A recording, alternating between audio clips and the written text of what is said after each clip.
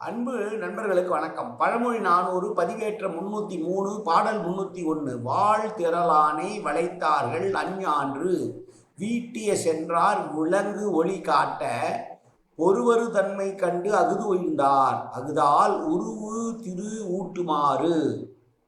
இது திருமாலை பற்றி சொல்லுகிற பாடல். திருமாலுக்கு 5 ஆயுதங்கள் உண்டு. அவை பஞ்சசன்யம் என்கிற சங்கு, சுதர்சனம் என்கிற சக்கரம், நந்தகம் என்கிற வாள், சாரங்கம் என்கிற வில், கௌமோதகம் என்கிற கதை. இந்த பாடலில் என்ன சொல்கிறார்கள்?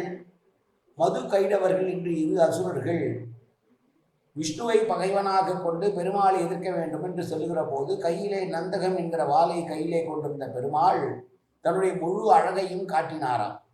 அவருடைய அழகை பார்த்தவுடனே அதிலேயே மயங்கி போய் தாங்கள் வந்த நோக்கத்தை மறந்தார்கள் மது கைடவர்கள் என்று சொல்லுகிறார்.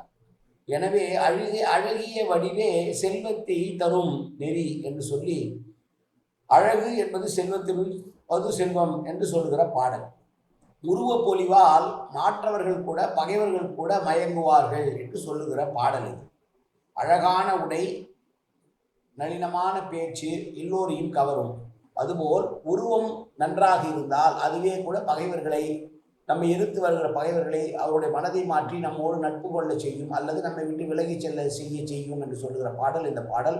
அதற்கு உதாரணமாக பெருமாளையுடைய ஒளி அழகை, பெருமாள் தன்னுடைய அழகையை காட்டியதனால் மதுகைடவர்கள் மறைந்தார்கள், மகிழ்ந்தார்கள், அவர்கள் தாங்கள் வந்த நோக்கத்தை மறந்தார்கள் என்று சொன்ன பாடல் இந்த பாடல். மீண்டும் பாடலை பார்ப்போம். வாழ் திரளானை வளைத்தார்கள் அஞ்ஞான்று வீட்டிய சென்றார் விலங்கு ஒளி காட்ட ஒருவரு தன்மை கண்டு அகுது ஒழிந்தார் அகுதால் உருவு திரு ஊட்டுமாறு. நன்றி, வணக்கம்.